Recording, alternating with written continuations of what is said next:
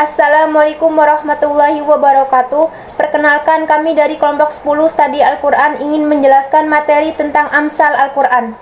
Sebelum memasuki materi, izinkan saya memperkenalkan anggota kelompok kami. Yang pertama, Farhan Fadilah. Kedua, Diva Kartika Wahyudin. Ketiga, saya sendiri Nurlinda. Keempat, Sabita Krisna.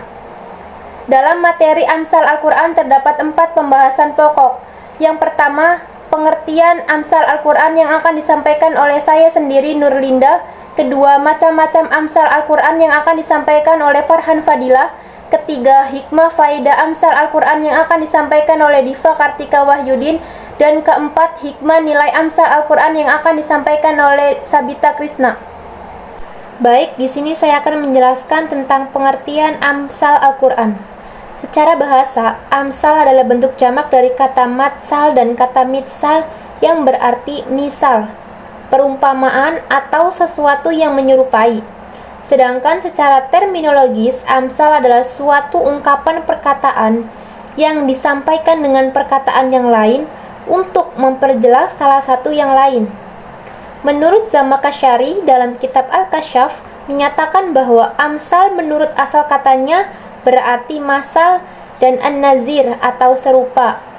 Menurut Salahuddin, amsal adalah menyerupakan sesuatu dengan sesuatu yang lain, dan hukum mendekatkan yang rasional kepada yang indrawi atau salah satu dari dua indera dengan yang lain. Macam-macam amsal Al-Quran ada 3. Yang pertama, amsal musaroroh, yaitu perumpamaan yang jelas. Terdapat 4 masal atau sesuatu yang menunjukkan tasbih. Terdapat pada surah Ibrahim ayat 24-27 dan Al-Baqarah ayat 17-20. Yang kedua, amsal kamina, yaitu perumpamaan yang tidak disebutkan tetapi menunjukkan makna yang indah dan menarik. Terdapat pada surah Al-Baqarah ayat 68, Al-Furqan ayat 67 dan Al-Isra ayat 10.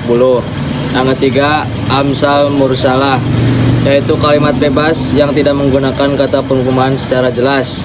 Terdapat pada surah Al-Baqarah ayat 249, Al-Maidah ayat 100 dan surat Yusuf ayat 51. Di sini saya ingin menjelaskan faedah mempelajari amsal Al-Quran.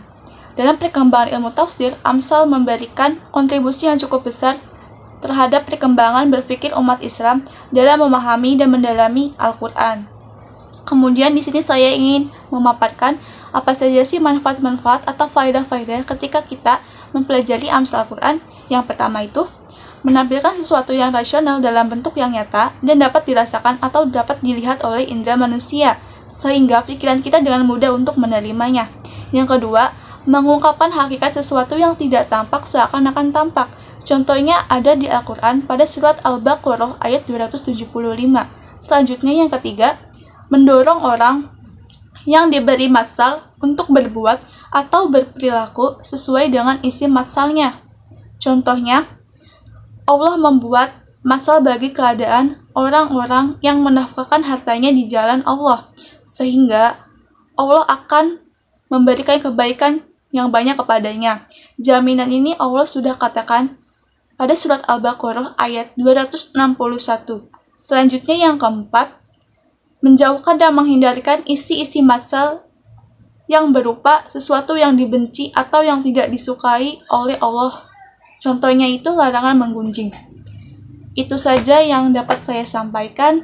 Nilai pendidikan dalam Amsal Al-Quran. Dengan memperhatikan isi kandungan ayatnya, di atas dijelaskan bahwa akan banyak sekali pelajaran yang dapat diambil dari perumpamaan dalam banyak hal, khususnya dalam bidang pendidikan. Yang pertama, mempermudah mengingat dan memahami sesuatu. Setiap hal yang dijadikan perumpamaan yang digunakan dalam perumpamaan Al-Quran merupakan hal yang sering ditemukan dalam kehidupan manusia sehari-hari, sehingga manusia mudah mengingatnya karena gambarannya sering ditemukan. Misalnya, Allah memberikan perumpamaan kalimat yang baik dengan pohon yang baik. Gambaran pohon yang baik sering ditemukan dalam kehidupan sehari-hari. Quran Surat Ibrahim ayat 24-25. Yang kedua, melatih untuk biasa berpikir.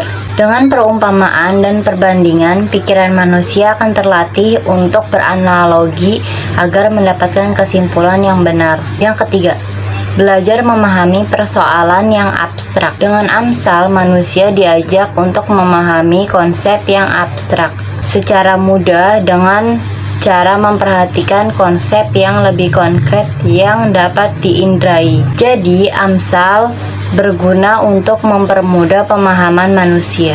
Yang keempat, memberikan motivasi melaksanakan kebaikan dan meninggalkan larangan. Yang kelima, pemberian pujian.